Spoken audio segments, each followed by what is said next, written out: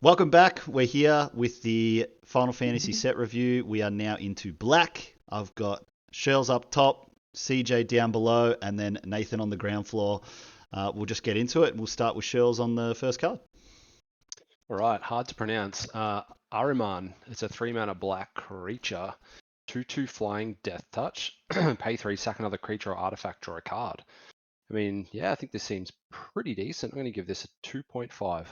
Yeah, without seeing, as this is the first black common we're reviewing, I do though think this might be one of black's best commons, so I'm going to give it a 3.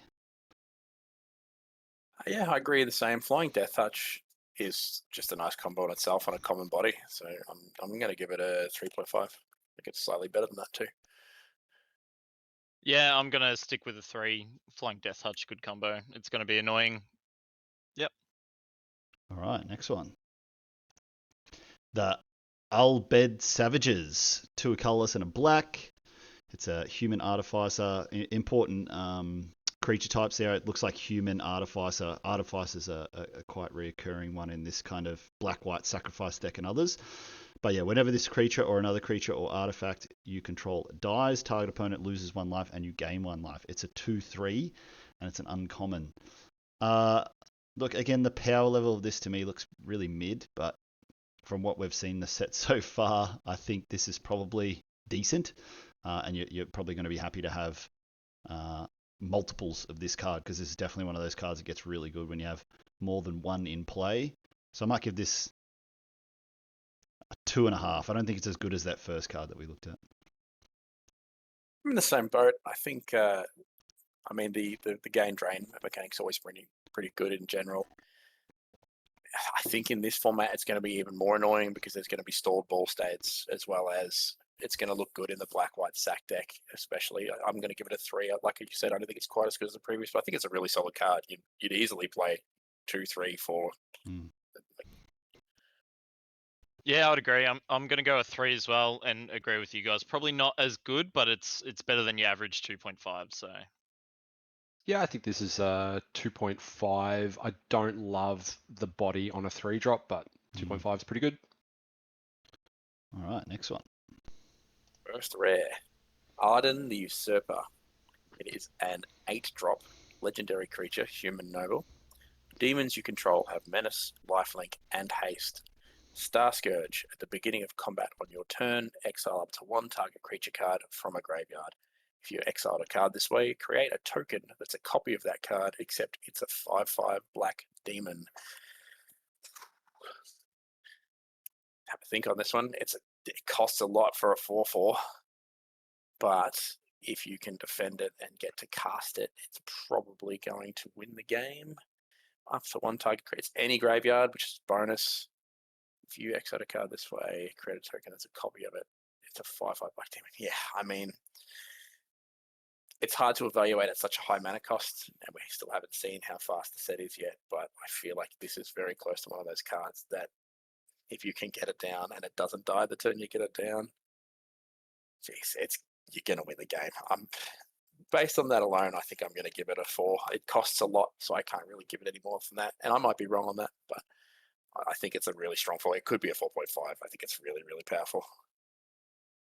yeah, I'm the same with you. If there's like some good reanimate spells to like put this in the graveyard and get this in on like turn 5 or something with a reanimate spell, it's gonna be insane. I'm gonna also say a 4, but could easily see if it's a fast format, it's probably unplayable. If it's slower, it gets better. So 4. I'll go 3.5. I think it's likely that you'll get a trigger on this almost all the time, since it happens, you'll play it on your turn. You'll probably always get a trigger unless your opponent holds up mana. I'm going to give a 3.5 due to the mana cost. Yeah, I think power level of this card's 4.5, easy, maybe even a 5. Cards like this would often read at the beginning of your upkeep, but at the beginning of combat, it immediately does its thing straight away, and essentially the cards are going to be unblockable because it gives menace. Not many opponents are going to have 2 flying cards in play to block. But the triple black for this in limited, even later in the game, unless you're quite heavily black, even having triple swamp can be quite detrimental. So yeah, I think a 3.5 is probably a more accurate for an 8-drop. All right, now we've got our first job select for black. Black Mage's Rod, 1 and a black equipment. It's got job select, and equipped creature gets +1/+0. Whenever you cast a non-creature spell, this creature deals 1 damage to each opponent, and it's a wizard in addition to its other types with equip 3. It being a wizard matters in black because I know there's a spell later that pumps your wizards for a turn. I think this is just going to be a solid bread and butter common. I'm not giving it higher than a 2.5, but I think you're going to be happy with the 2 bits of cardboard on the battlefield. Yeah, my gut feel to this was it's actually pretty good. I'm going to give, I don't know, it does cost a bit to re-equip for a medium-ish ability, so I'm just going to give it a 2. Yeah, I think this is a core 2-drop, definitely in the blue-black control and the black-red spells matter deck. The deals 1 damage wizard type thing is a really common theme, and again that will just really scale when you have more than one. So I think this is a core 2-drop. So I'm going to go 2.5 as well. It doesn't jump out at me. I think if you're in those slower decks, you probably want something that's like a 1/3 or a 1/4 or something like that. It's the fact that you can put it on something else is nice. So I'm going to give it a 2 as well. I don't know if I'd play a lot of them, but I could see maybe 1. Skips, what did you give it again? Sorry, mate, I just missed that. I gave it a 2.5. Yeah, good job. Cecil, Dark Knight, a 1-drop. A 1-drop black 2/3 legend with Death Touch. So epic rate. That's a great rate. Oh my God. Darkness, whenever it deals damage, you lose that much life. Then if your life total is less than or equal to half your starting life total, untap it and transform it, okay? The transform side is a 4/4 lifelinker. When it attacks, other attacking creatures gain indestructible until end of turn. Wow. I think this card's really good. I mean, a 1-mana 2/3 Death Touch is going to be so hard to block profitably. I mean, you lose some life, but then when it transforms, although it does have to deal damage, yeah, it has to deal damage, and your life total has to be low. So you don't really want to always be attacking. I'm going to give this a 3. Yeah, look, this card, I'm going to put it in the trap card category again. It's a great body, you know, like if you're just getting it, it's in your sealed pool and you're in black, awesome. It's a good 2/3 with Death Touch for 1 is amazing. I don't think this is a high draft pick. I don't think it's an amazing card. It only flips when it deals the damage. So even if you're at like 8 life, it like still has to get in and deal the damage without dying. So flipping it actually isn't that easy. So I reckon this is. It's hard to evaluate because just a 1-mana 2/3 Death Touch is great. But I think like as a rare, look, I'm giving this like a 2.5. I think this is a 2.5. I think it's slightly better than what we think it is. I think at worst, you play a 1-mana 2/3 Death Touch and just don't do anything with it. Yeah, it's hard to flip, but I'm not rating it on the flip. I think the flip's a bonus. If there's like a black-green fight spell or something like that where you can just do the damage and flip it late in the game and have a 4/4 lifelinker, I think the card's really solid, and I think it's going to surprise us with like how annoying it is to just, you played a 1-mana 2/3 Death Touch. It's like, oh my God. I'm going to give it 3.5. I think it's really solid. I could almost see it being a 4, but I think it's really, really solid. At that rate, it's so cheap. Like, how could it's 1 mana. Like, yeah. Yeah, I'm actually with you, CJ. I think this card is not, the text on it is not what you're trying to do with it. You're trying to sit back, build up your board with it, and then as the game goes, you can attack with it, and it will eat something. If it doesn't, it flips into a 4/4 blocker for that turn with lifelink. I think this card's actually very good. I'm probably not going to go 3.5. I'm going to go 3 just because it has, you know, it's just a 1-drop Death Toucher blocker, but it's a big body, good rate. I think it's important too that it doesn't have to deal damage to a player. It just has to deal damage. I think that's a really important point because you could trade for it late and I have to block this, or it's a 4/4 lifelinker. So they trade up, or I think there's circumstances where it can really excel, but even at a base level, it's just a 2/3 Death Touch for 1. I think it's great. Yeah. Circle of Power, 3 colorless, 1 black sorcery, and this is one Skips mentioned just before. You draw 2 cards and you lose 2 life. Create a 0/1 black wizard with the ping ability. Wizards you control get +1 and gain lifelink until end of turn.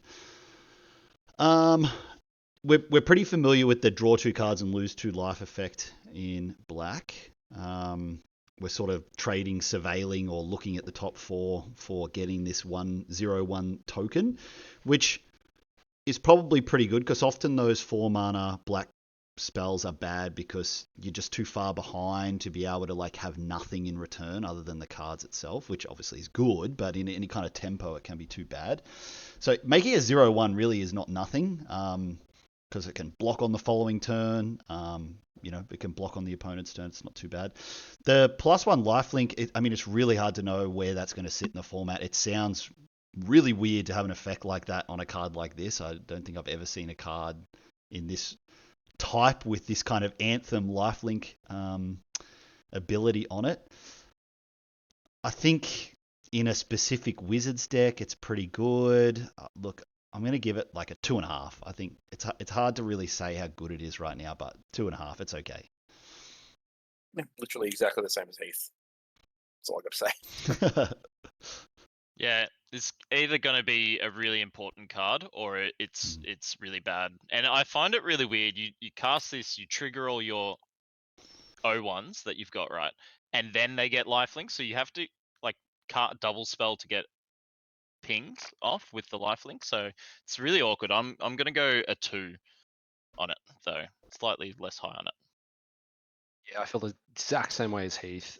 This could be really good if this black red deck goes hard on the O1s early and then just needs a turn to slow down and gas back up.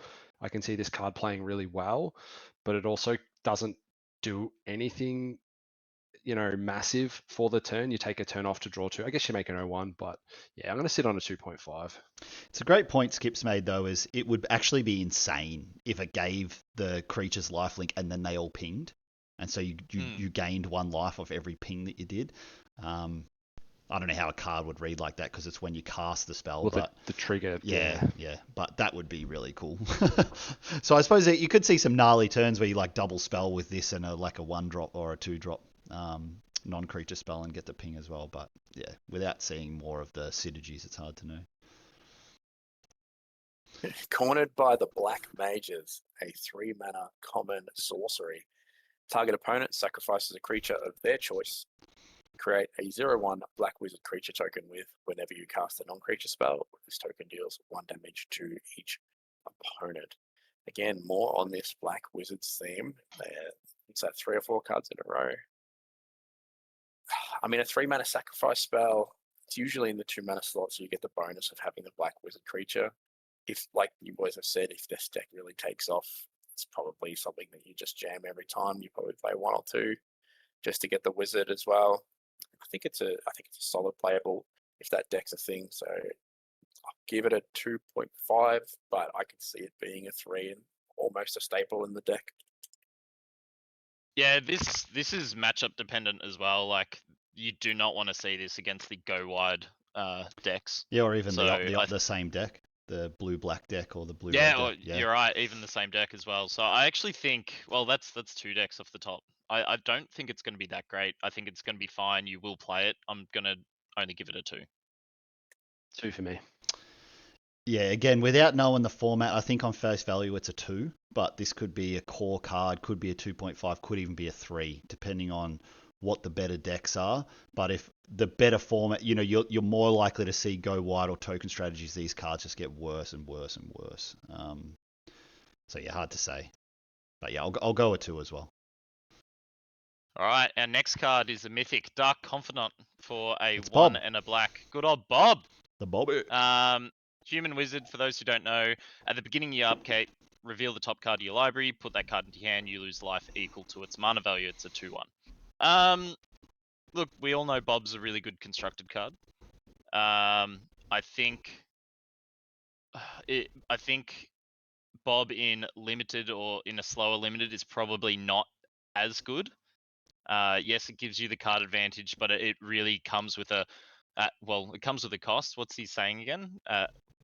what's he saying to draw cards at every cost, or that famous one? Do you guys remember that? No. Nah. Don't worry about it. Cut that. Is this Final Fantasy or? No. That's the I think on the original art it had a saying something like greatness at every cost. That's what it is. So I think this is just going to play like a 2. It's going to be insane in some decks, but you really have to build around it. I'm not taking it super highly.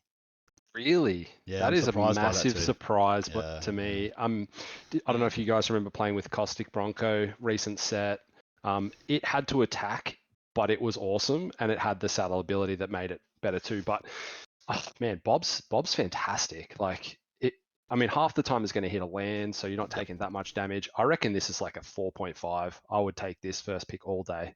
Yeah, I tend to agree with Matt. This is like a pack 1, pick 1. If you're seeing it any later packs and you're in black, you're definitely picking it up. You can control it a bit, like early in the game you can play it, or you can hold it and play it later for the card advantage.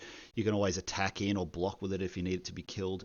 In black as well, there's often sacrifice effects. We see the life gain. We saw quite a lot of life gain in the black-white deck. Yeah, I think this is... I'm remiss to probably say a 4.5. I might go a 4, but it's a 2-mana 2/1 that the card advantage is in. It will win. Actually, I'm going to summarize it like this: it will win more games than it loses you by dealing the damage to you. So yeah, I'm actually going to go 4.5. A really good quote from Heath. I think it's. I mean, it's Bob, right? Like Bob's been good forever. Then Modern got too powerful, and Bob kind of sucked. But having someone play this against me on turn 2 Unlimited would just make me so sad. Mm-hmm. If you don't have removal, you're just going to lose. Like you're it's just not gonna even. It's going to be so much incremental advantage that you're just not going to be able to come back from. It is limited, so I can see where Nathan's coming from. Like the damage is real, but I mean, you could, like Heath said, you can construct your deck around it. There's going to be decks that curve at 4. There's going to be decks where you're like, I'm not going to play the 8-mana saga. So the only thing that's not stopping me from giving it 4.5 is it's limited, and it's a little scary sometimes. But I think, like Cheryl said, I think it's a pack 1, pick 1 every time. It's a very solid. I guess the wizard guess creature you're right. could be relevant too. Correct. Yeah. I guess you're right in the sense, like, if you draft this card, you have to feel like it's like you've just drafted Lurrus, right? And you have to really make sure your deck has that low mana cost, because yes, you can have a couple big ones, but it's gonna, yeah, I don't know. Bob's better in quicker formats, not your Statistically everyday in limited, normal draft. you have what, a 38 to 43% chance on average to draw a land. So that's, I mean, those numbers alone is probably make him worth playing. I think if you die to Bob, it's going to be because you're on like 6 and you play him late in the game. Yeah, you just need to. Like a 4-drop. Yeah, you just have to. I don't think he'll die, or you'll win the game before he kills you if you get him down to 2. I put money. I don't even call this like, if you can splash this, it's 1 black. Like, I think even seeing it later packs, or even pack 3, pick 2, and you're in like white green.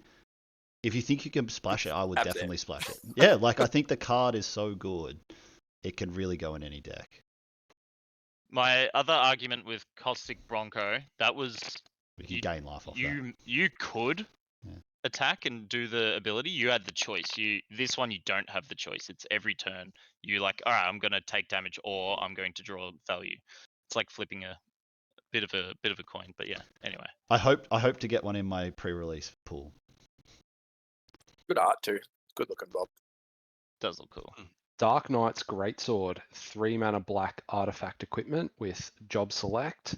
Equipped creature gets +3/+0 and is a knight in addition to its other types, and it equips for pay 3 life and activates only once per turn. So it comes in and it's a 4/1.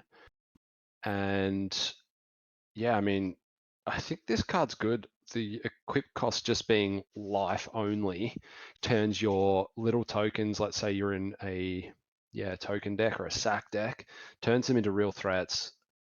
I think this card's pretty good. As I said, such a low equip cost. I'm going to give this a 3. Yeah, I tend to agree on the rating. I'd also probably go a 3. I think this looks to me like it goes really well in the Knights deck, because I remember in some of the white cards there was stuff like all Knights get lifelink, or like knights get anthem effects and things like that. So it turns your what did cost 3 life to equip it to something else, you just get the life back. And we did see some other lifelink cards and stuff. So paying 3 life. I actually love equipment costs that don't cost mana. Just gives you so much flexibility in your turn. So like this could be a 3.5. I mean, we don't. Yeah, without I nearly seeing went all the synergies. 3.5. Yeah, so I think it's a great looking 3 drop. You probably don't want more than 1 or 2, but yeah, it looks quite decent. 3 for me as well. I think it's going to be a lot better in some decks than it is in other decks. I think that's the only thing that's sort of holding it back. But you won't play this in blue-black, but you play this in black-white kind of thing, and that's my reasoning. Yeah, 3 for me as well. Deadly Embrace, a sorcery for 5, so this better be decent. Destroy target creature an opponent controls, then draw a card for each creature that died this turn. Okay, sort of a funky card. You sort of got to set up those turns where you're offering like what look like decent trades to try and get more than 1 card off this. But in a vacuum, this is kill a creature, draw a card, so usually pretty good.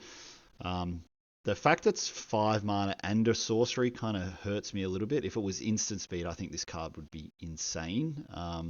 Being able to do this at any point in the game, regardless of what's going on. Because to me, this reads like a control card, and you're not often playing a lot of little goobers and creatures and attacking and getting these like trades happening and then casting this and drawing 3 or 4 cards. So look, I think this is fine removal. I don't think it's probably as good as it looks. I'm going to give this like a. I mean, I'm just going to give it a 3. I think it's a 3. I think it's a 3.5, but I wouldn't be surprised if it gets up to 5. I think the card's really good. Like from the removal that we've seen so far, or the scarcity of it, as well as the cost. I mean, it's as much as some of the wraths, or the wrath that we've seen, but. Even like you said, killing a creature and drawing a card in those crucial turns of like kill your big thing, replace itself. I think it's really solid. I think it's a 3.5, but I could see it being a 4. I think it's a good card. Yeah, I'm at 3.5 for this one. Yeah, me too. I think almost all the time this is just going to be kill their best creature, draw a card, but that's a 3.5 for me. Yeah, it's like the only reason I didn't give it a 3.5 is the 5 mana cost, but also the double black. Like we've seen cards sort of like this which would usually be like 4 colorless and 1 black. Like I remember there was one you could kill something and get something back from your graveyard. Remember that one? It was an instant speed. It was called like Buried Alive or Burial Rites or something. And I remember that was instant speed. It was only an uncommon, and that got you a card back from the graveyard and killed something. So in a way, it was kind of like draw a card, but you actually got to pick like something from your graveyard. And even that was like only okay. And that was instant speed. But anyway, that's just my thoughts on why it's a 3. All right, Demon Wall. It is a 2 mana artifact creature. It is an uncommon. It has Defender and Menace. As long as this creature has a counter on it, it can attack as though it didn't have Defender. 6 mana, put 2 +1/+1 counters on this creature. Defender is always a pain in the butt when it comes to limited, but at least unlike some previous cards, this creature can attack eventually. Haven't seen a lot of counter stuff so far, so there could be more ways. And I think we'll probably see a lot more of that in green. But a 3/3 defender in like the slower decks to come down on turn 2 and block everything with a late game payoff as a 5/5, I think it's pretty solid. I think it'd be fine playable. So I'm going to give it a 3. I'm slightly lower, but I think it's still going to be a good, fine playable. It's an artifact for your artifact deck, so I'm going to say 2.5. Yeah, yep, 2.5 for me. Yeah, as a very active player, I often hate cards that have Defender text written on them. The thing that makes me not hate this card is that usually that put 2 counters on an ability would say like you can only do this once or some shit like that. Whereas if you just like go on turn 6, make a 5/5 attack, and then go on turn 7, make a 5/5 attack, go on turn, like you could just keep going. 7/7. You can just keep pumping it like over and over and attacking with it. So it's kind of a must answer later in the game. Probably great in the control deck, right? Yeah, that's what I was thinking, the blue-black one. So I'm like kind of low on it because it's a defender too. You know, I don't love those cards, but the strength of it late game could be insane. So I think it's still a 2.5, but it could actually be a 3, based again by how slow the format might be. You might actually love having like 2 or 3 of these and going like, you play that, and then you're kind of setting a clock on your opponent that says, if you don't answer this by turn 6, I'm going to make a 5/5 menace, and then if you don't answer it by then, I'm going to make a 7/7 menace, and then I'm going to make a 9/9 menace, and that's pretty hard for most opponents to beat. So it might be a lot better than we think. I think squeezing value out of cards is going to be important too in the set. Like any cards that have these tiny little incremental values that could be pay off later, or things that they do just a slight bit better than something else around the same power level in the format that's so slow, is just going to pay off. Like And that's why I flashback, gave it a 3. like some of those cards Yeah, we like looked at very earlier, similar stuff. Yeah. that are kind of mid, but maybe because they have flashback, it's going to be really good. Alright, Evil Reawakened. 4 and a black for a sorcery. Return target creature from your graveyard to the battlefield with 2/1/1 counters on it. So that's obviously going to be great with your black bomb, the Yeah, demon old guy, mate. the 8 mana cost. Look, we've seen a lot of these effects before. It's just don't put it in your deck if you're not very good at the graveyard thing, but I think it's probably going to be fine in blue, black, and black, green. So I'm just going to say a 2.5 for now. The 2 counters do matter though, I think. Going to go lower. I just haven't seen enough self-mill yet, really, or ways to discard your own cards. It is pretty powerful, but at the end of the day, I don't think you're going to do this very often. I might go 1.5. Yeah, graveyard recursion in limited is often really clunky. You just end up in games where you've just got this card in your hand, you've got nothing to get back, and you're getting back like a 3-drop because you're just desperate for a creature. I do often find these reanimate effects in limited to be quite trap and not very good. So I'm going to probably agree on a 1.5. Going to take a shot on this one and hopefully not get burnt. I think it's, in my opinion, I think it's a 3, again, based on the value of the set and getting value out of things. I think cards like this are just going to be such a pain in the ass, getting back a 2/3 Death Toucher, or getting back a 3/3 Defender and making it a 5/5 or a 4/5 Death Toucher. I've just where- realized how good is this with the demon wall? Like after you've traded. Yeah, I want to pay Right, 5 mana to get my 2-drop back. Yeah, that's But traded you're with you're- something, and then it can you're- attack.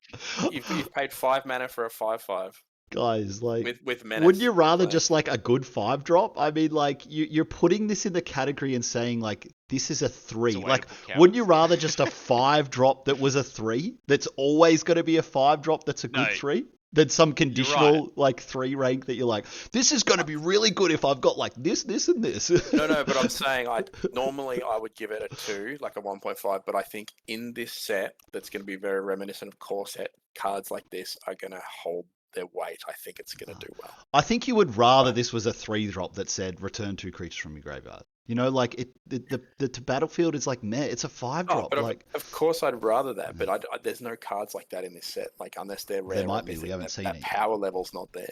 I don't think that. Yeah. but yeah, And I think as well, yeah. Heath, looking for those small synergy things is important. If it's going to be one of those sets where you're squeezing everything out, then looking for those synergy things are important too. I just don't know what this synergizes with. Like, Demon where's Wall, the Matty, self-mill? what are you Should- talking about? Should we go to our next card? yeah, sure.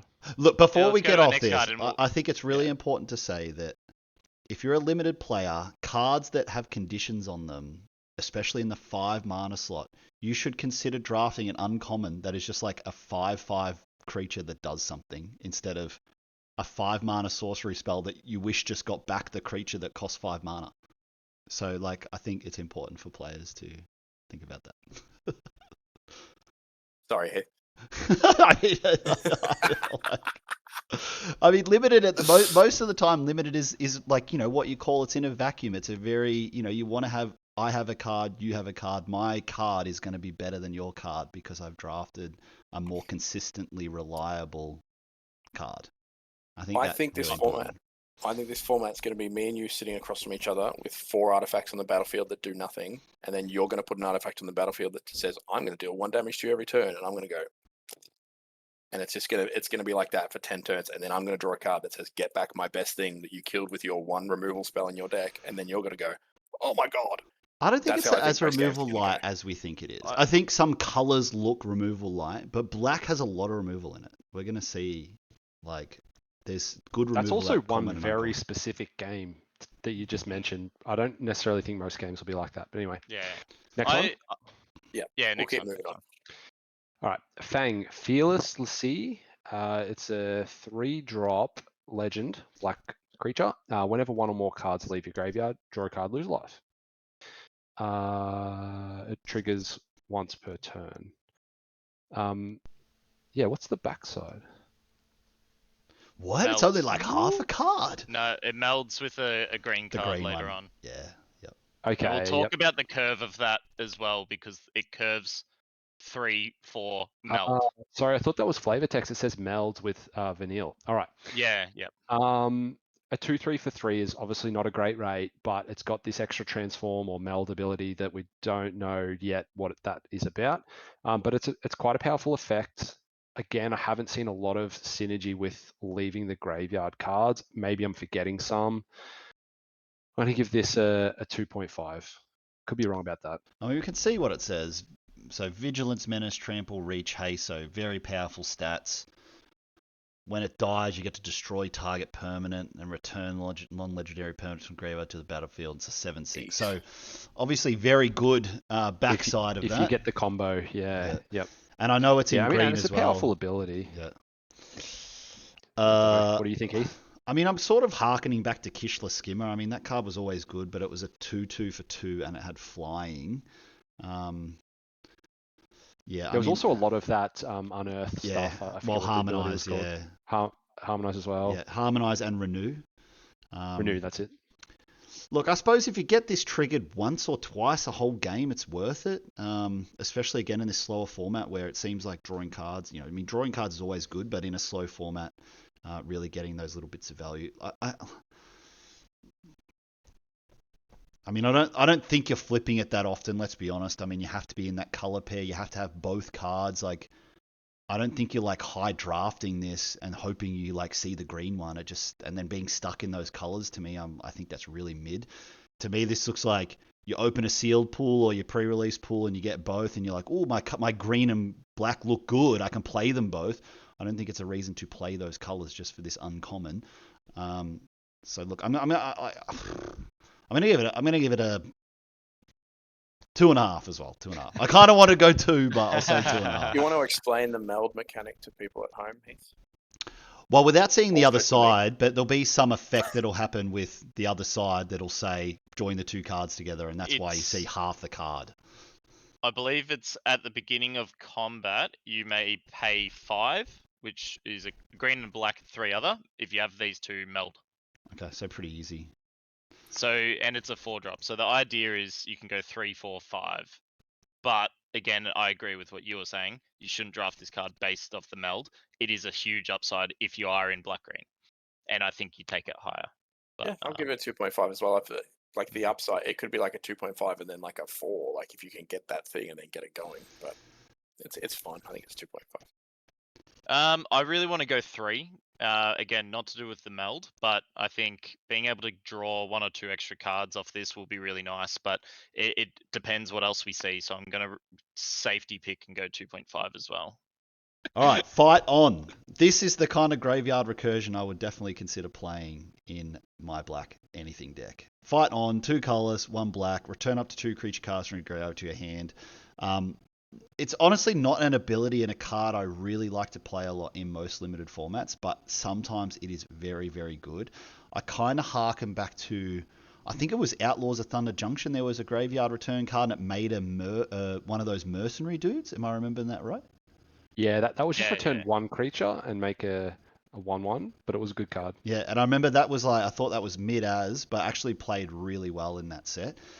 In a slow format, having this as a one-of can be absolute gas. I would never play more than 1 unless, like, I don't know, you had some crazy cards that you thought it was worth it. But getting back your 2 best cards, even getting back the cards you need later in the game, like a 2/3 Death Toucher for 1, even though it might be turn 15, you just need a Death Toucher to block the big guy or whatever. So having those choices is what makes this card so great. So and the other thing I didn't even notice is this is an instant. That makes it way better as well. So you can play it in any of your decks, whether it's the blue-black control or whatever, and pass those turns, have your opponent guessing, and then just bring back your 2 best creatures, or even just one creature. It's fine to just bring back that one great creature that got removed and jog on. So I'm going to give this like it's hard to rank because you don't really want more than one, but I think it's a great card, so I'm going to give it a 3. I'll give it 3 as well. This is the type of cards I was looking for as well. I'm going to give it a 2.5. 2.5. Gaius Van Baelsar. Please don't kill me, Final Fantasy nerds. It is a 4 They will mana. now. It's a 4 mana legendary creature, human soldier. When Gaius Van Bowles enters, choose 1. Each player sacrifices a creature token of their choice. Each player sacrifices a non-token creature of their choice. Each player sacrifices an enchantment of their choice. So very reminiscent of the sack 2 mana instant that lets you choose. It's on a body. Oh, Deadly Confession. It's each player. It's each player. Sorry. Yeah. It's a tough one. It's in the black-white sacrifice deck where you play a bunch of goobers that probably have Aristocrats effect if we get there. You don't want to play it on turn 4 by itself because you sacrifice itself, but Only if know. you choose that mode. Yeah, it's an interesting one. Like enchantment removal in black is very interesting because that's pretty hard to come by. So that's Right. really yeah, really solid. I think it's 2.5, but I think it could be better. It's hard to judge because like sometimes on turn 4 by itself it's really bad, but I like the sacrifice enchantment of their choice. I think that's a nice thing to attach to a 3/2. Yeah, I'm gonna go 2.5 as well. I think you're gonna be sort of happy to play this. Again, you don't really want to play it on 4 all the time, but it's gonna be real nice when they go like turn 3 or turn 4, play one of their sagas, and then you play this and make them sack an enchantment and you don't. That's when you're gonna feel like this is like a 4 basically. So, but I'm gonna go 2.5. I think it's just gonna play a little too awkward. Yeah, I can see that, Nath. I'm probably going to give it a 3. I just think with the level of flexibility, at absolute worst, it's going to be a 3/2 for 4, which is bad, but at least it's not a completely dead card. At best, this is going to play incredible. As you said, make them sack a saga potentially. Or you sack your worst guy and they sack maybe their only creature. I think this could play really well. I'm going to give it a 3. Yeah, I think the card's kind of mid. I'm just going to go 2.5. Hector Eyes, 1 and a black for an Ooze Horror 1/1. When this creature enters, each opponent discards a card. Now, last time we had an artifact set, we had the artifact creature that did this. Notably, this is not an artifact creature. So on my first wondering is how much will that impact the playability of this card? It may not be as good as that one, but I think you're fine to play these and you will play these. So I'm just going to go with 2.5. Yeah, the last set we had that had Burglar Rat was pretty good in that. This could be an attrition format if it's a bit slower. I think this card's probably pretty good. I'll go 2.5 too. Yeah, 2.5. Yep, 2.5. I think it's going to be slightly better than that, like 2.75. But we don't have that, so. Jacked Reluctant Guardian, 4 mana black legend, has Menace, and it's a 4/3. When it deals combat damage to a player, you may exile it, then return it to the battlefield transformed. The flip side, it's a saga. When it gets transformed, the first chapter is each opponent discards a card and you draw a card. Quite powerful. It's a 7/7 Menace, by the way. Does that on the second chapter. Third chapter, each opponent sacrifices 2 creatures of their choice. So all of those chapters are very strong. Can you flip that back for me? Menace when it deals. Yeah, this card is really good. It's having Menace. It's going to deal combat damage to a player quite a bit of the time. Yeah, man. I reckon this is a bomb. I'm going to go I reckon this is a 4.5. I reckon this is really good. Yeah, I'm just giving it a 4. I don't think it doesn't come into play, impact the board in a dramatic way. It is just a 4x3. So like it's pretty easy to kill. The flip side's bonkers, but some of the other rares we've seen, they come back. This one doesn't. It's worth noting that once it does its effects, it's gone forever.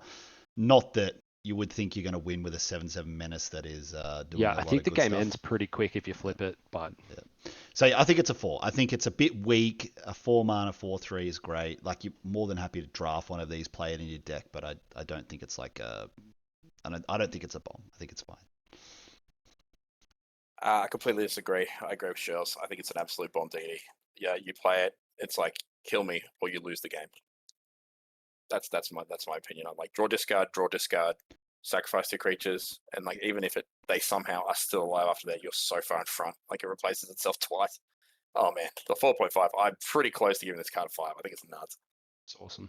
I agree with you guys, but the only thing is I'm thinking about what if you draw this when you're behind and it doesn't do anything. So I think in that scenario, it's not quite as good as you guys rate it, but on the games where you are ahead, you're on the play and you play this on 4, kill their blocker the next turn you flip, you do win the game. So I'm gonna give it a 4, but it's just too bad if you're behind and you draw it late. All right, Kane. All right. Traitorous Dragoon. It's a 3-drop, 2 colorless, 1 black, legendary creature, human knight. Jump. During your turn, it has flying. Whenever Kane deals combat damage to a player, that player gains control of Kane. If they do, draw a card. Wait, you draw that many cards. Create that many tap treasure tokens, then lose that much life. So you get the damage dealt? Am I reading that right? So you'd essentially draw 2 Yes, yeah, cards, so- make 2 treasure tokens, and lose 2 life in its vanilla state. Yeah, I mean, I don't like this card. I don't like any card that gives it back to opponents. Just, I mean, it's Just a draw 2 as well. I don't know. It's like give it to them and then you have to kill it, or they get to draw 2 cards. I've always hated any effect that reads things like you draw and then their opponent gets it, and like I've never been a fan of those cards. So for me, this is like a 2. Actually, I wouldn't even play this. It's like a 1.5 for me. I think it's kind of trappy. There's going to be those turns where like you get to attack, you get to do it, and then you get to kill it and get the advantage of it, but you kind of killed your creature. I know I'm going to get beaten by this card at one point. I'm be like, oh, it's the best card in the world. But yeah, I think it's like a 2.5. Nah. Because it reads if they I'll- do. Sorry to interrupt. Yeah. If it reads if they do, it's still happening, right? I don't have. If I'm attacking with this, I don't have the choice not to do it, right? If I think it's You there, can't if kill it with the trigger on the stack. No, as in like if I attack, it deals its damage, and I'm like, well, I don't want you to gain control of it.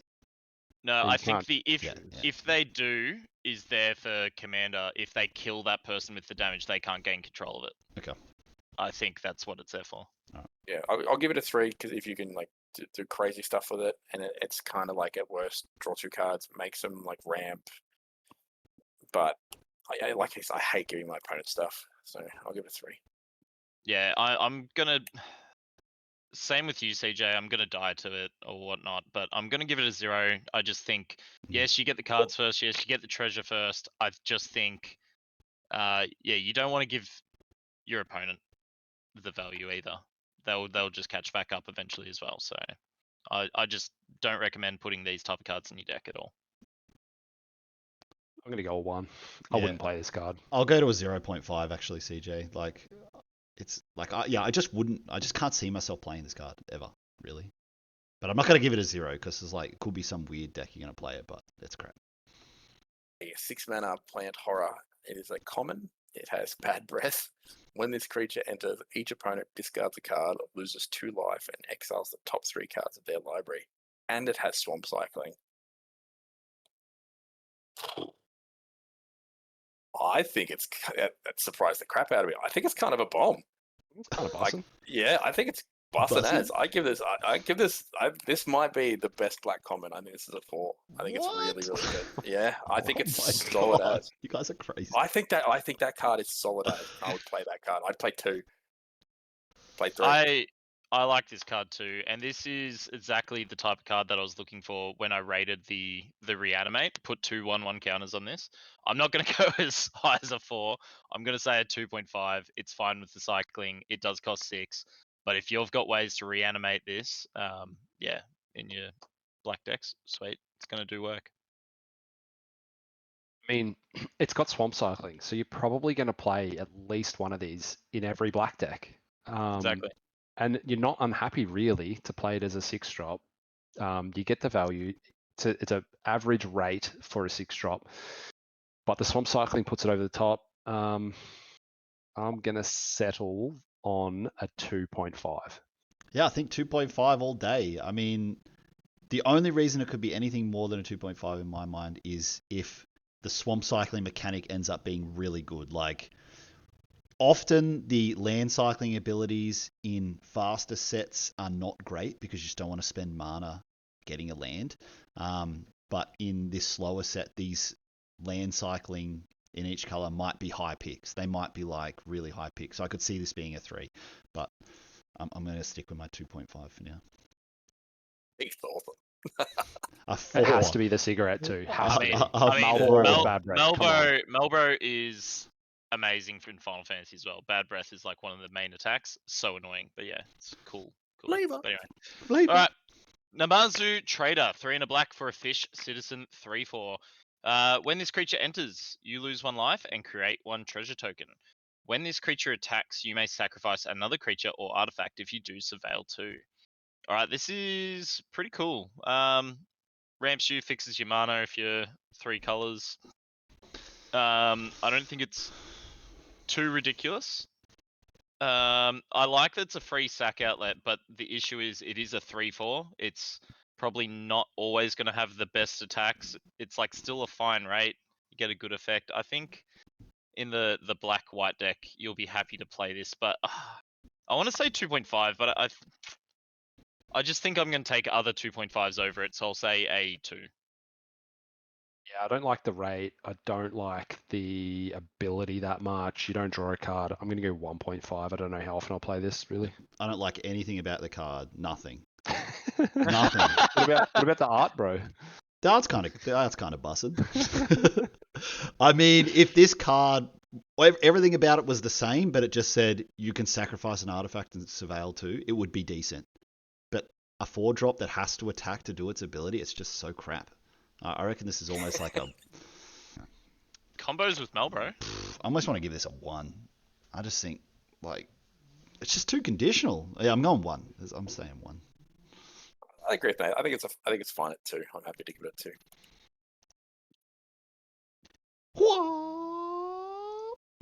Righty. Do you want to do this one, Heath? No, that's right. I don't want to have to say that bottom word. All right, this is Ninja's Blades, a 3-mana black artifact equipment with job select. Equipped creature gets +1/+1, is a ninja, and has, when this creature deals combat damage to a player, draw a card, then discard a card. That player loses life equal to the discarded card's mana value, and it's got equipped for 2. Well, you're not going to have a go at it, mate? Come on, mate. What's the name? It's Mutsunokami, obviously. Oh, that was pretty good. Yeah, that was pretty good. Well done. I'm pretty impressed. Yeah, so you get a 2/2 for 3, and you can move this ability around for 2 mana. 2 mana equip's not too bad. I think this card probably plays a bit better than it looks. I'm going to give this a 3. Yeah, most of the time you're going to be discarding a land to this, unless you're like on heaps of pressure or you're like trying to close out the game and you want to discard like a powerful spell. But I would say like 9 times out of 10 you're just discarding a land. So it's really just reads as like a 3 mana get the loot ability is kind of how I see it. It's basically like draw a card, discard a card. Really is what it is. It has to hit the player too, actually. Yeah, I'm kind of a bit noticed. lower on it, so Yeah. I think it's probably actually like where I would want to see this card is if I've got like that 2/1 surveil flyer. That's like you got that down, you get this on that eventually. You're attacking with a 3/2, you're getting a surveil, you're getting the draw, you're getting the discard. Then it's a house. again, like if I open this as my rare, this is how I think about rares. If I open this as my rare, I'd be disappointed. I would be not happy to see this as the rare in my pack. I think it's a 2.5. I'm going to give it a 2.5. I think it's okay. It's fine. I think it's fine too. I think you could probably build some kind of deck to do dirty things with this card, like some kind of reanimator deck or some kind of like looping deck to get stuff back and bring stuff back. But at face value, I think it's a 2.5.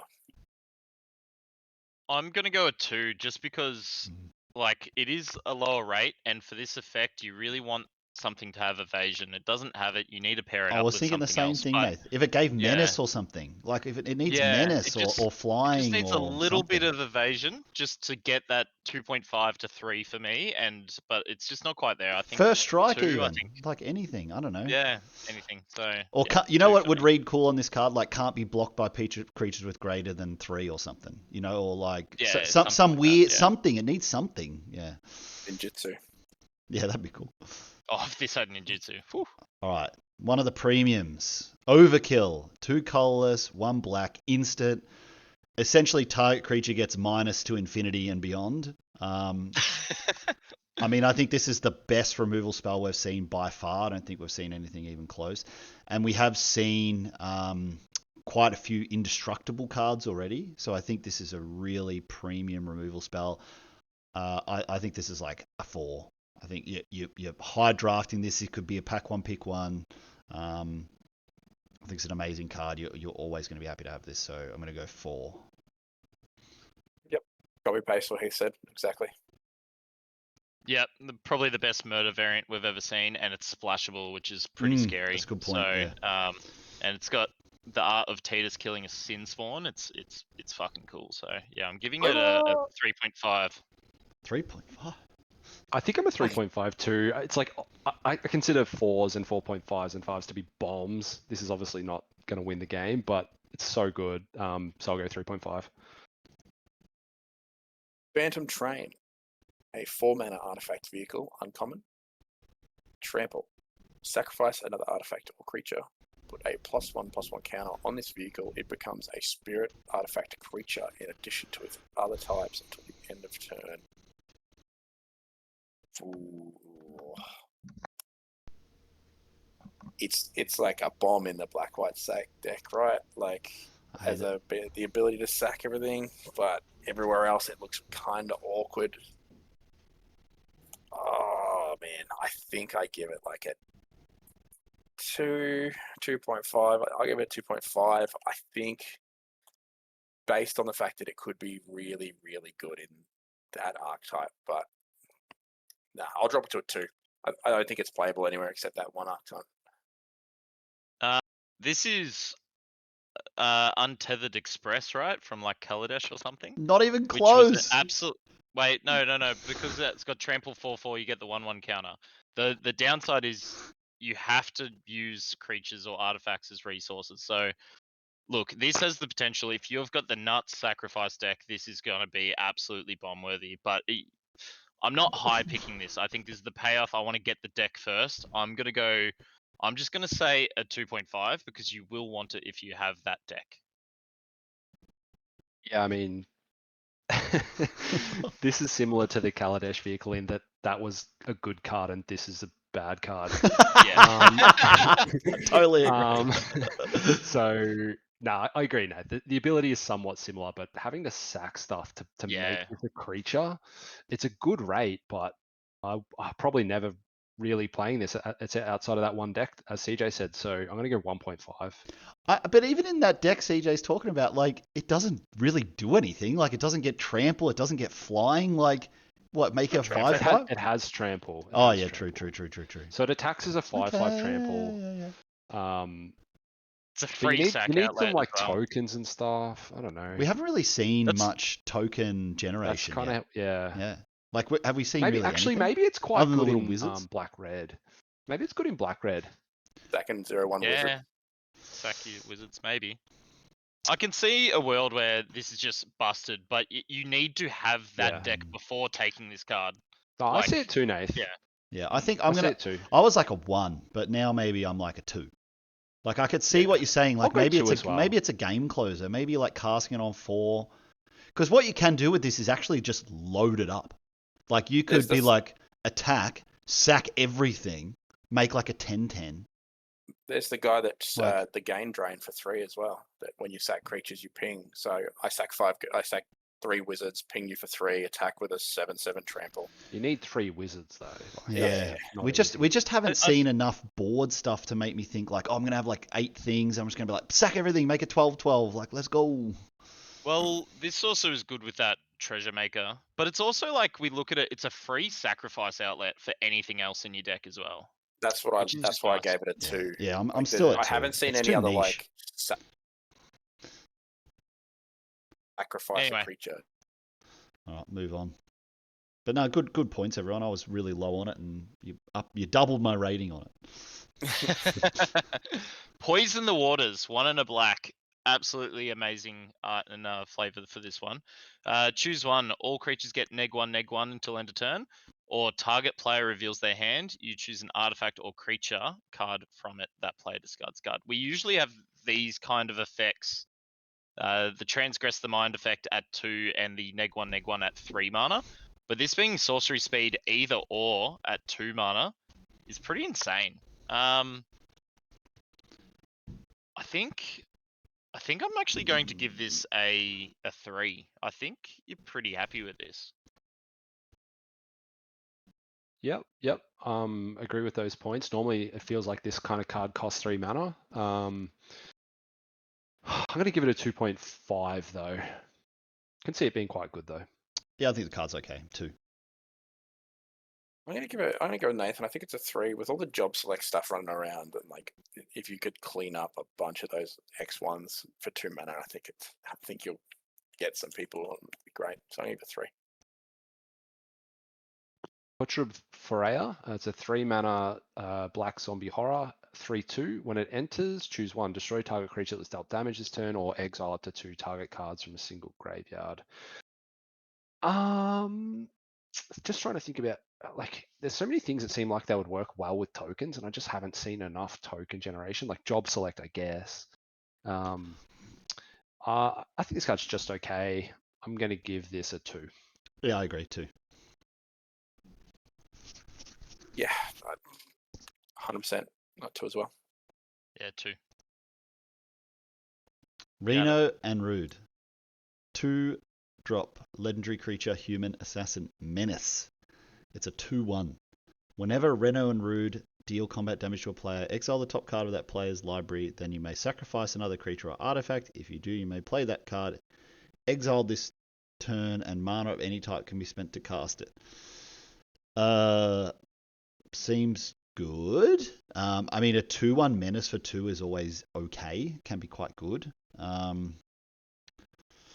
What do I think of the second ability? I mean, the upsides is really high. Obviously, could be insane in later parts of the game, or and you can play land as well. It says play, not cast. It was good. CJ pointed that on an earlier card, I think. I got to give this a 3. I think it's fine. I think it's a 3.5. I think it's slightly better. I think it starts off kind of okay, but then it gets way better as the game goes, as you start to build your board and have other things that you can sack or artifacts that you're done with. And yeah, being able to play lands and stuff as well. You're probably not going to sack things to play lands, but I think the card scales better as it goes. So I'm going to give it a 3.5.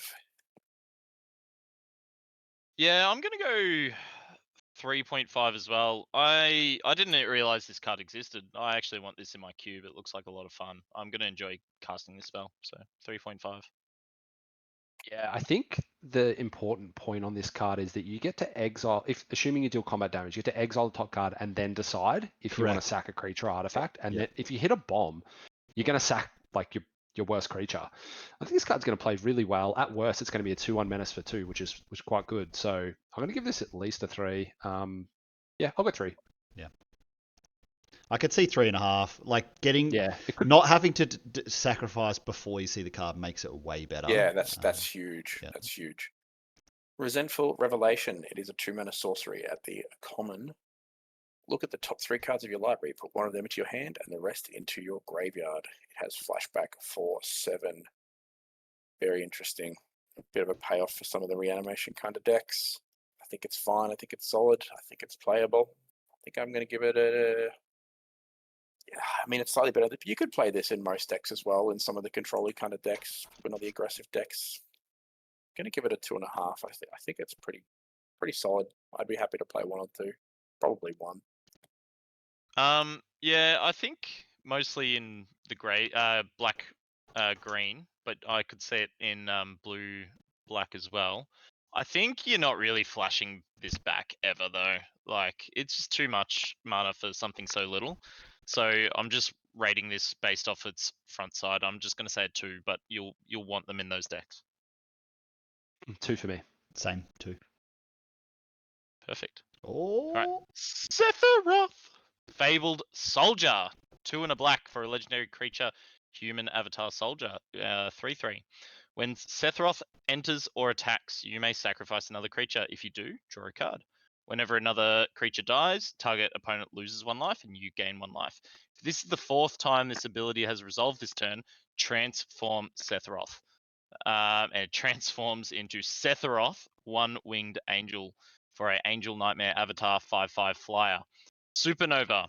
As this creature transforms into Sephiroth, 1-winged angel, you get an emblem with whenever a creature dies, target opponent loses a life and you gain a life. Whenever Sephiroth attacks, you may sacrifice any number of creatures. If you do, draw that many cards. So, really, really cool card.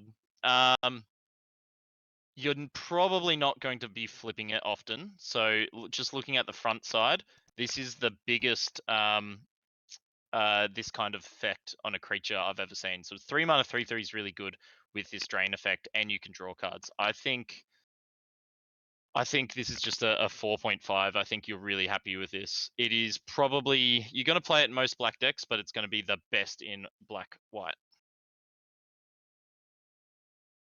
Yeah, I mean, I'm not too sure how often you're going to flip it. Maybe you can get some alpha strikes in that work in your favor and you'll get it to transform. Because it's Sephiroth, you kind of want to give it a really bomby rating, but like it has to enter, sack to draw a card. I mean, I think this is good, but I don't know. I'm going to go 3.5. Yeah, look, I think a 3 mana 3/3 is fine, and casting it and sacking something is achievable. Attacking and getting something sacrificed may not be that common because you're probably just attacking and sacrificing something and then it's going to get killed in combat. The drain effect is good. Yeah, I just don't know how you're really getting that a 4th time. Have we really seen combo pieces for that to make that happen an additional 3 There's times? a 4 mana artifact that lets you sack any number of creatures. Oh, you're talking... Yeah, okay. So it just keeps going off itself. Yeah, right. 3 into 4, sack all your board. I mean, you just need a lot of stuff to make this happen. I just feel like as soon as you're playing this, you're sacrificing stuff to draw cards. Look, I'm going to go... I'm just going to go a 4. I think 4 is fine. Yeah, it's a 4 for me as well. I think better players than I will find ways to make this card very, very good, but I will suck at it and draft it and play it incorrectly. I've just realized this only sacks creatures. I thought this was creature or artifact. So I'll go down slightly because you do have to lose board state to draw those cards. I thought it was either Peer or. pressure. Oh, because all the other sack out. Mate, you got to stick to your guns, even if you give a bomb common a 4. Sephiroth Intervention, 4 mana instant, destroy target creature, gain 2 life. I mean, bread and butter removal spell. You're going to take this pretty highly. I will give this a 3. 3.5. 3.5. Love the game of life part. I think that's really relevant. 3 because I think the other black removal is slightly better, and I rated that a 3.5. So this is a 3. See more butts? I mean, see more flux? I was going to say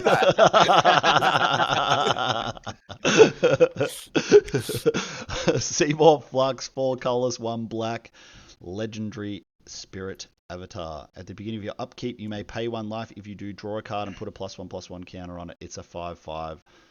Card's great.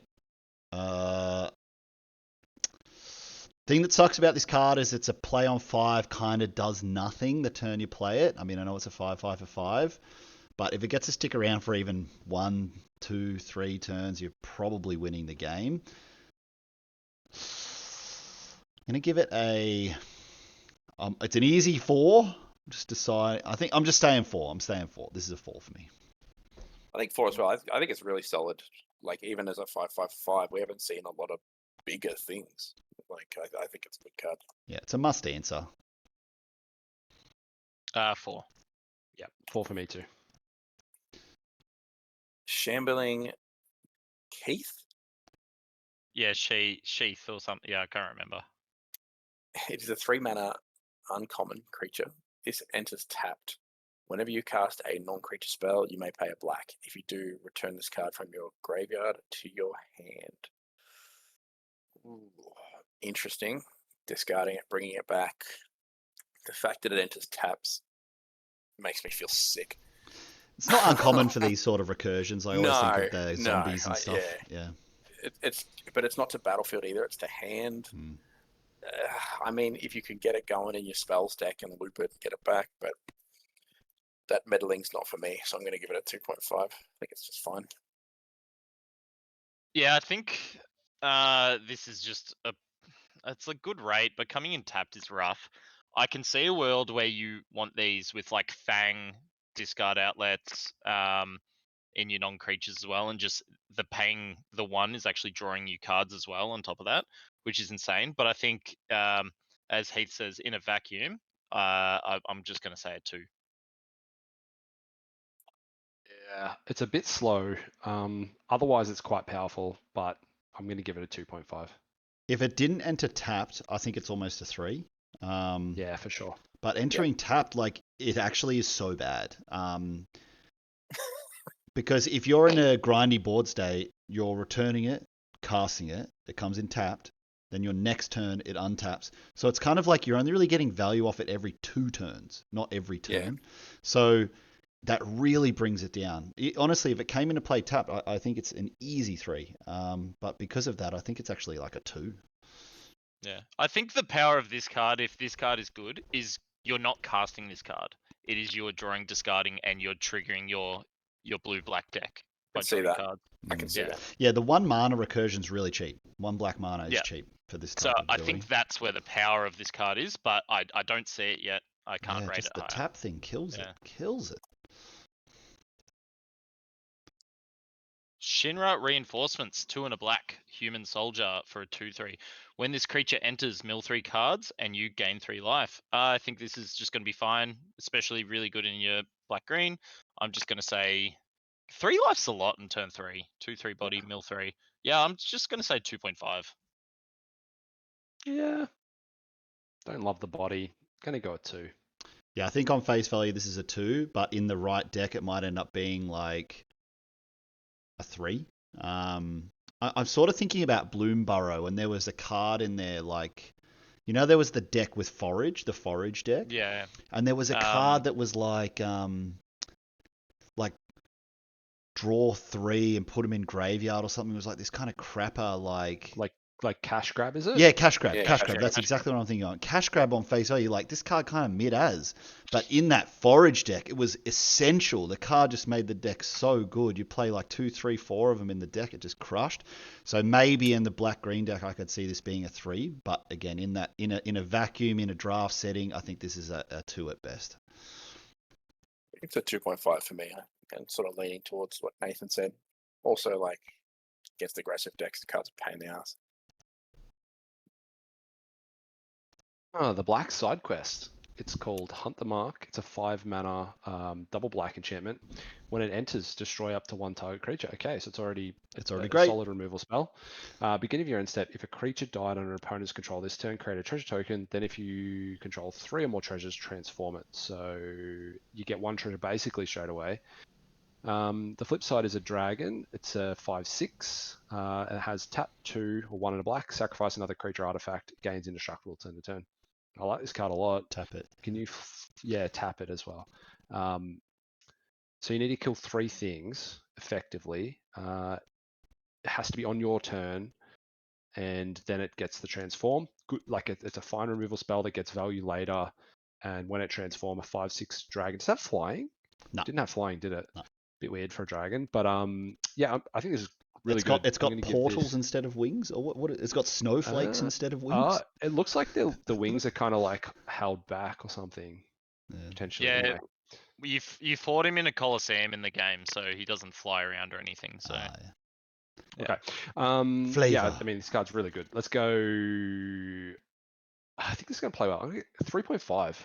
Yeah, I think easy 3.5. I almost want to go a 4 on it, but I gave a 4 to the -99 one, and that's just definitely better than this. So I think it's 3.5. Yep, agree. yeah, I'll go 3.5 as well. But this card just makes you want to take all of the traders that you see, right? So you can flip this reliably. Traders? The trader, the 3/4, the shitter that makes a treasure. Oh, yeah. Oh god, I don't think the What about- payoff's that what about good. removal spells? Like, Yeah, just draft a bunch of removal. All right, Summon Anima. It's a saga for 6. Its first 3 sagas are, what do you call it? Lore steps? What's the right word here?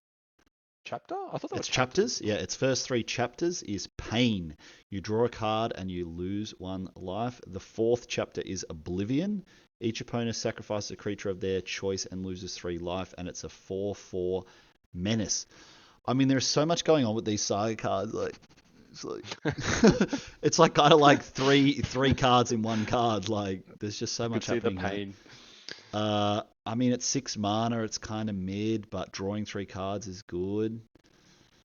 I mean, I think the sacrificing is like most of the time going to be pretty crap, but you know, could be good sometimes. Just like your opponent has so much time to prepare for this, and so they can kind of play around the sacrifice. The 3 life is kind of whatever. I'm struggling with these saga cards. Like a 4/4 for 6 that just goes away.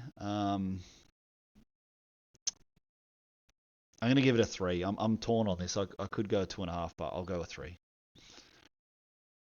It's kind of midi. I'm gonna give it 2.5. I don't love it. I'm gonna go. I'm just tossing up if I give it a 1.5. I just don't like the rate on it, but I might go a 2 because maybe if you just need a 6 drop, it's gonna draw you some more cards and then get value. So I'll go 2. I mean, in a board stall, this card is going to destroy it. Like, I think this card's quite good. I mean, if you're under the pump and you're playing a 6 mana 4/4, it's really not that good. But I think this card's good. I'm going to give this a 3. Ooh, another summon. Primal Odin. It is a 6 mana summon. Gunmere. Destroy target creature an opponent controls. Zansetsuken. This creature gains. This creature gains whenever this creature deals combat damage to a player. That player loses the game. Look at And- CJ's reaction. Hall of Sorrow. Oh. Draw 2 cards. Each player loses 2 life. Oh man, this card is sweet. I think this card is sweet as a 5/3 for 6. Yeah, the rate's terrible, but man, you could win the game.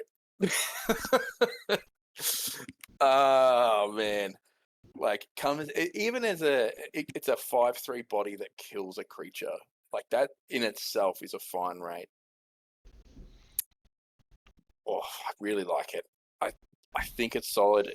The 5/3 body still gives me a bit of cancer. I think it's a really solid 3.5. I really want to give it a 4, but like I don't think it's a 4. I think it's really solid. Yeah, I give it a 3.5. I love this card. I want this card immediately. I'm gonna give this a 4 because it's 6 mana, destroy something. It can then block if you want.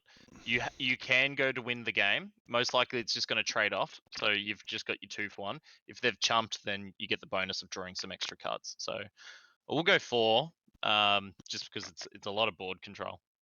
Yeah, I think it's a 4 as well. I'm going to go 4. I think it's an easy 4, but the thing that keeps freaking me out about these cards is they go away. Like it's going to be really interesting to see how this stuff plays in the games. Like, But this one like removes a creature and then draws you 2 if it stays on the board Yeah. before it goes away. So I I think know. it's no, I think it's easily a 4, but maybe we'll start Yeah. playing these and we'll be like, man, this card sucks because it goes away. I don't know. Like, I just don't know I'm until we not start playing playing this it. though and thinking it's a creature. I'm going, this is a removal spell. Yeah, that's how I see it too. If this was just a Dragon 6 to a 4. mana, I fucking love 5/3 this card. kill something, yeah, you play Absolutely love this card. it. Yeah, 4. You go to your next turn, you have another removal spell. For how much and you loved it, CJ, we all gave it a higher rating than you did. Yeah, I don't know. I just like you said, man. It does go away, and it's a 5/3 body, and it was just like that was just weighing in on my brain. Like, and these sagas, like you said before, these sagas are yeah, throwing me through a loop. It's like, an unknown. We have never played. Yeah, I can't we- think of any card like this other than like fading and stuff, but that's from so long ago that it's really unknown. And those cards were powerful because they did go away. They'd be like a 2-drop that was like a 4/3 with fading 2 and stuff. So yeah, just going to be an unknown till we get in It's there. going to be really interesting to see how they play out. All right, next card, the Darkness Crystal, 2 and 2 black. Black I believe in a spells big cost god 1 now. less to cast. If a non-token creature an opponent controls would die, instead exile it and you gain 2 life. Okay, and then 4 and double black, tap. Put target creature exiled with the Darkness Crystal onto the battlefield tapped under your control with 2 additional 1/1 counters on this. I don't know. Am I putting this in my deck? If a non-token would die, and then late game value.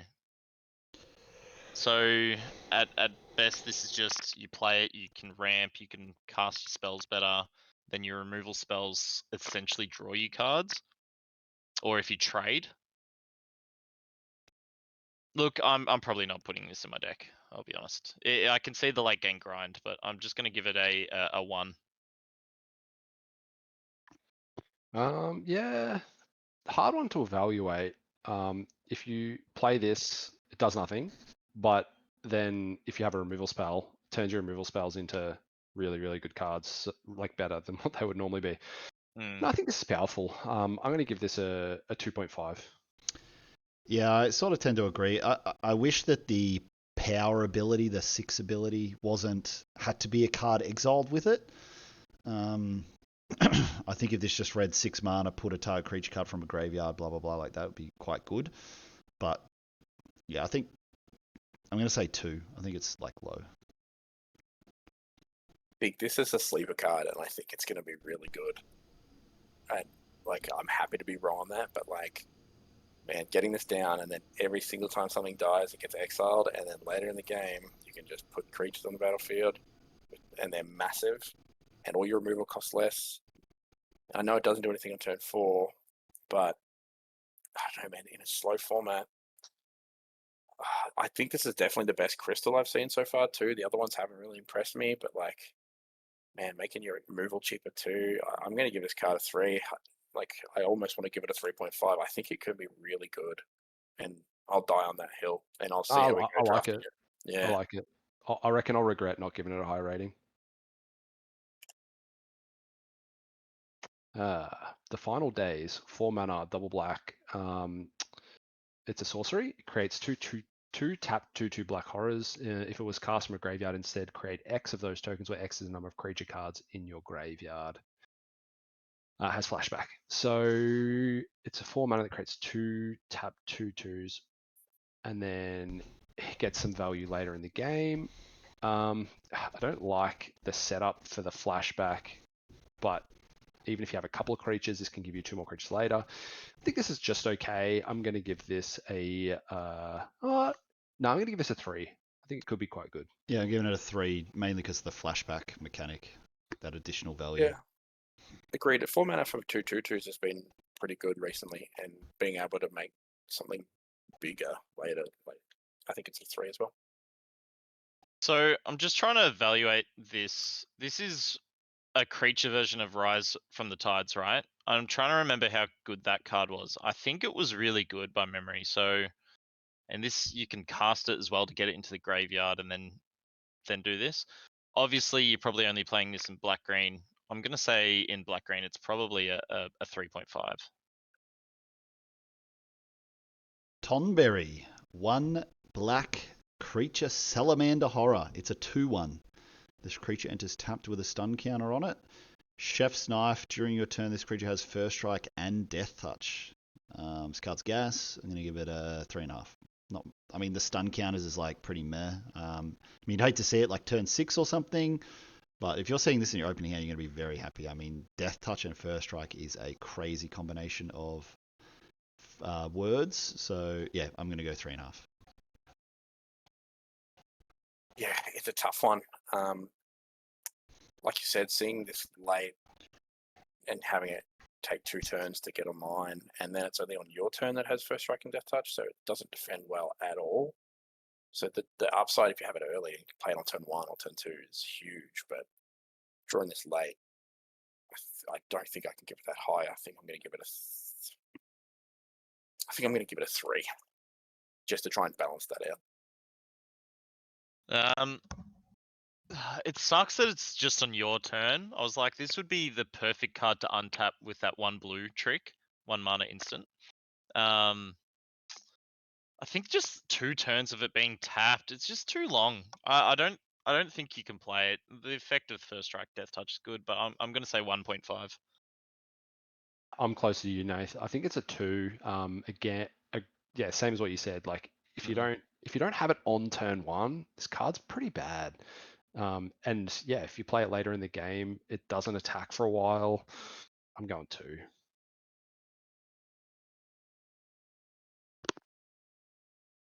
Oh, we can't hear you there, Heath. Am I back? Yes, Yeah. you're back. Oh. Yeah, I've been definitely convinced by the guys. I think the fact that this is on your turn only makes this way worse than originally I thought. So actually, I'm going to come way down and give this a 2. Oof. I'll stick to 3. I think the upside is huge. It's a gamble, but yeah, like it's real bad later on. So It's just one of those cards. It doesn't kind of know where it sits because it comes in a play tapped and it has stun counters. I was looking at this card as a defensive card because it's not aggressive because you lose. This is almost like a 2/1 unblockable that doesn't block. That's what I mean. It's like not good. It's sort of not. The 2 sections of it aren't in alignment. Right, what we got? Undercity Dire Rat is a 2 mana common.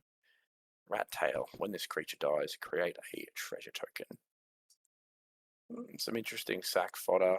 Has a little upside. It's a 2/2/2. Plays itself with the treasure token. I think it's fine. I think it's playable. You can put it in decks. I'll give it a 2.5. Nothing much really to talk about. Yeah, 2.5. You'll be happy with this. I'll give it a 2, but it works well with that side quest. Yeah, 2 for me as well, but could be better in the right deck.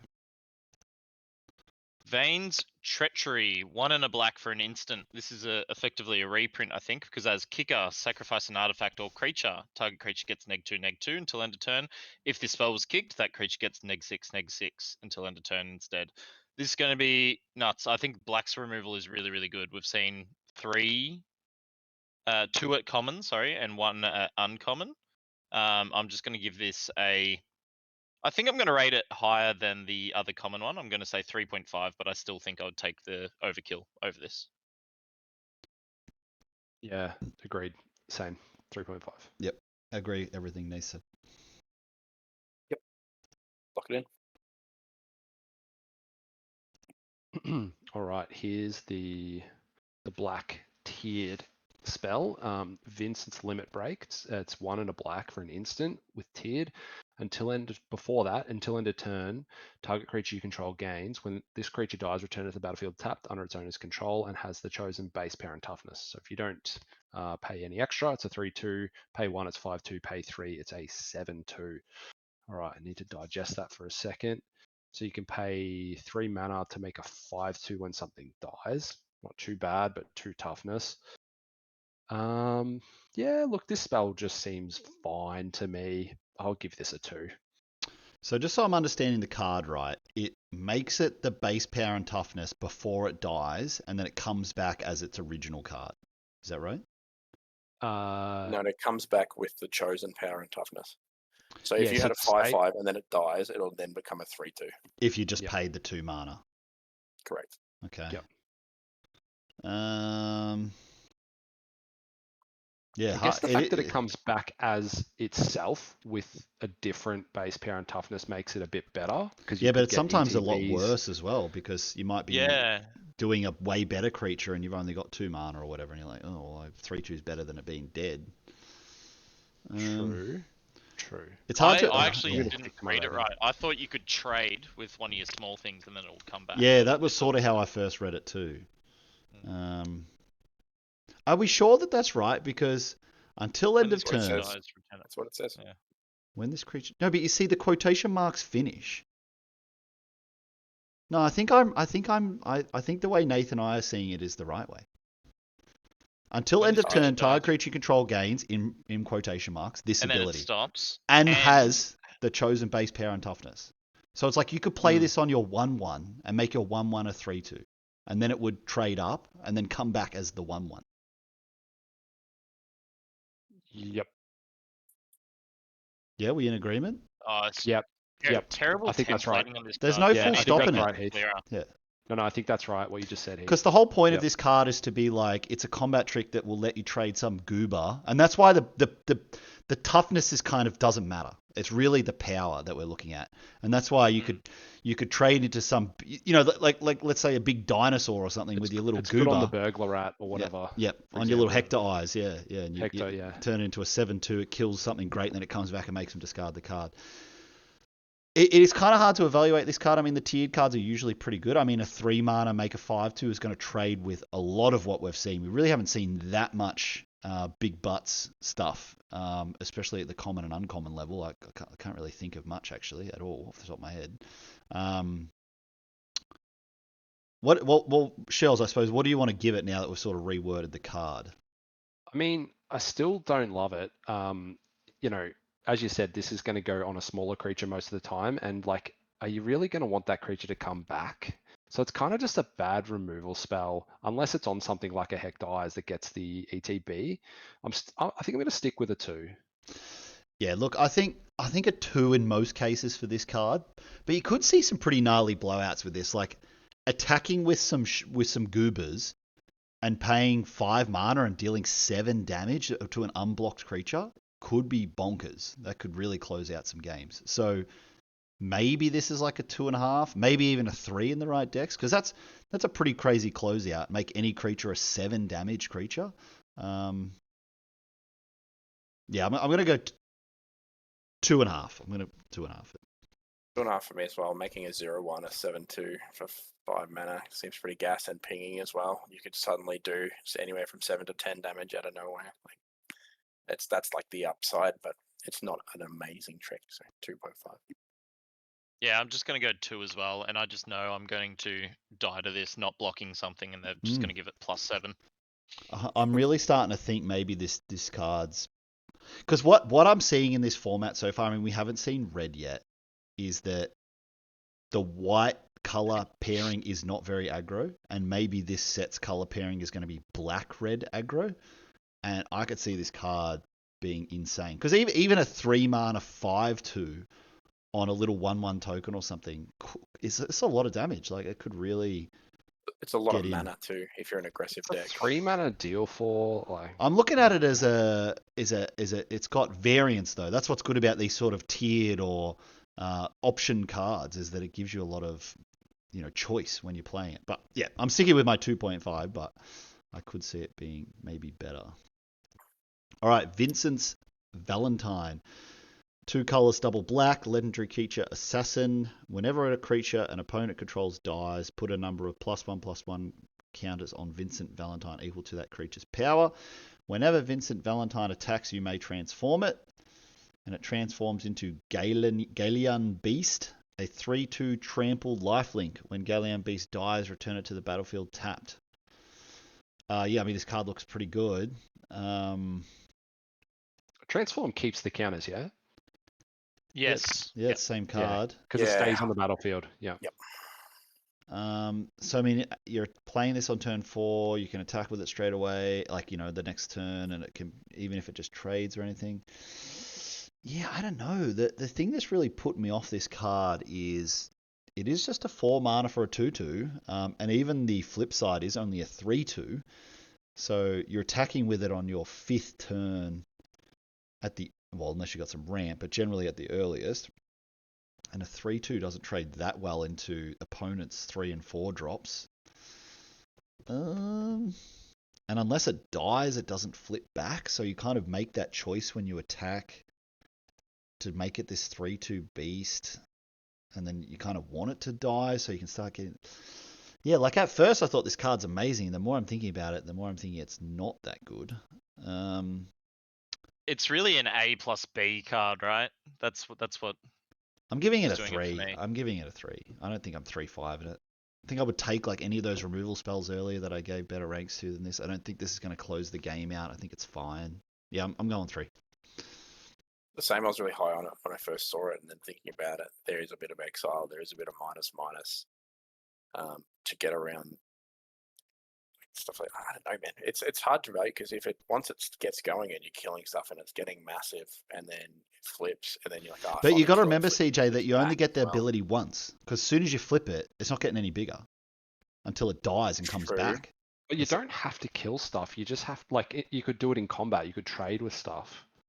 Yeah, but your opponent sees like you've got it on the board, like they can play around. Yeah, I know, with it. but like let's just say you're being aggressive. They kind of can't block, can they? Not well. I'm going to stick to 3.5. I think this card is really interesting and one to watch depending on the format. Yeah, I mean, I would definitely try it in the deck. Like I'd play it in a heavy black deck. We're seeing a lot of double black cards as well. A lot of double black cards. I reckon this is too much of a A plus B card for me, but it is going to make blocking and everything awkward for your opponents. I'm probably only going to take this at a 2.5, just Oof. because 4 mana 2/2 early game doesn't affect the board. Later game gets better. It's not good that one of the removal spells doesn't work with it, but all 3 of the others does. So yeah, 2.5. I'm going to give this a 3.5. I just think there's so much removal in black that you can play this and kill something probably on the same turn, and it's just going to be big. Next time you attack with it, it's got trample, and if it dies, it comes back. I think this card's good. Yeah, I'm going 3.5. If it was just +1 counters, it'd be a lot less, but it's the fact that it's equal to the creature's power. Like kill a 4/4. Yeah, kill a 4/4, even or, kill you a know, 3/3. Like yeah, yeah, it's a 5/5 becomes a 6/5 with trample. Yeah, okay. Yeah, I don't think it's a And then 2.5. and then they block it, it flips back. You're like, oh, Yeah, it's back again, and now yeah. if you kill something else, I think this card could be a massive pain. Yeah. I think this is going to be one of the cards that's going to play amazingly, or if you just don't have a removal spell, it's going to be If you terrible. don't have removal, but given how much in black, I think it's going to play pretty well. That's my Yeah. thought. There's so much Yeah. black removal. True. All right, Xenos Yay Galvus. It is a 5-mana legendary creature, human noble warrior. The rare slot. My first friend. When Xenos Yay Galvus enters, choose a creature an opponent controls until the end of turn. Creatures other than Xenos Yay Galvus and the chosen creature get +2/+2. When the chosen creature leaves the battlefield, transform Xenos Yay Galvus into a flying 8/8. Creature transforms into Shinru Transcendent Rival. Choose an opponent. Burning Chains. When the chosen player loses the game, you win the game. Oh, that's an interesting one. Can I see the first side again, please? Perfect. Yeah, I mean, even at face value, like... Hang on a second. Can you choose yourself? You can, right? It says No. choose a player, or does it say other than yourself? Choose an Choose an opponent. Okay, Choose an all opponent. good. Yep. I really like it reminds me of the assassin from that previous set, the 4/4 that comes down and it rasts the board, but it gets bigger. That card's a lot better. Massacre Girl, man, that was an absolute bomb, brother. Yeah, that card was a bomb, but it's a similar vein. I don't know, man. It's a tough one. Massacre Girl could kill 6/6s and stuff, though. Yeah, with so much removal being in black, and even if you kill 2 or 3 other things, and yeah, like they've got one thing left, and it's like you leave their 1/1 alive or something like that. I really like it. Like it's an 8/8 flying dragon when it flips. I'm gonna give it a 4. I think it's really solid. Even if you just play a 4/4 and kill a bunch of creatures, you get value from it. So I think it's really solid. Yeah, I'm gonna go. Yeah, probably a 4 as well. I think this is the other card, but at a better rate, and it does something when it first enters. So I'm a lot more happier with it. And it's a 8/8 flyer. So yeah. I was tossing up between going 4 and 4.5. I'm just going to go 4. Yeah, I think this card's fantastic. Not too much more to say. Yeah, it's definitely a 4. Could be a 4.5. It's hard to say. It's like there's just so much going on with this card that it is very format dependent on how good -2 to everything is. Yeah, I'm just gonna go a 4 as well. Conservative 4. I think that one left. All right. One more. Zodiac, Umbral God for how many? 5 black mana pips. Legendary God, 5/5. Indestructible. When Zodiac enters, each player sacrifices half the non-god creatures they control of their choice, rounded down. Whenever a player sacrifices another creature, put a 1/1 counter on Zodiac. Look, 5 black pips. Too much. I wouldn't recommend going mono black. I guess the removal looks good. You probably could, but I'm just, for the most part, just going to say 0. It's not going to be castable in 2-color decks. Given how good black seems to be relative to the other colors, I mean, lucky this is the Z card and we're seeing it at the end. I think black's going to be pretty highly drafted, and therefore I don't think you can be mono black. So I only see this in a Reanimator type deck. So I'll give it a 0.5. Yeah, I don't think it's like base unplayable, but I think 0.5. The power is good, but it's not exactly game breaking. It's not like the end of the game when it gets played. If it was rounded up, it would be a lot better. Like, yeah, if opponent has 3 creatures, you get 1 creature. It's like kind of meh, right? It's not that good. Yeah. Yeah, like in draft, I think this is just, it's Sib Sig ceremony of this format so far. I mean, Sib Sig was unplayable at triple black, let alone 5 black. And in your sealed pool, I just think you're never going to get enough black to play the 5 pips. So actually, I'm cutting it back. I'm going a 0 as well. I think this card's basically unplayable. If you're mono black, it's a 5/5 indestructible for 5. Or it's going to be a 6/6 probably. And that's just insane. But how often are you going to cast it? Yep. No, I'm going exactly. 0. You just have to be mono black.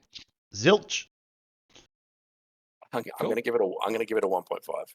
Oh! I think in the Reanimator deck, reanimating this and just having an indestructible 5/5 or 6/6 can be pretty good. That's the only time, like you said, I don't think you're casting this card. If you can cheat it onto the battlefield somehow, money. But yeah, agree. Yeah, I completely agree with you guys, but I'm just going to go 0 and recommend try not to do it. Yep. That's the safe not move. so bad you give it Don't 0 play twice. it. Yeah. 0/0. Is this also the first god that can attack or block without a condition? Don't know that one. Nah, Heliod, the 4-drop that gets enchantment back from a couple of sets back could. Okay. All right, well, that concludes the black limited set review. I think by far a much more powerful color set than what we saw certainly in blue. I thought blue looked so weak. White had some nice rares in it. I think the power level of the blacks, common and uncommons, as Shirl sort of alluded to earlier, I think it's just the power level is so high compared to what we've seen in the other 2 colors. So I'm excited to see what comes in the next color, which will be red. So make sure to check that out.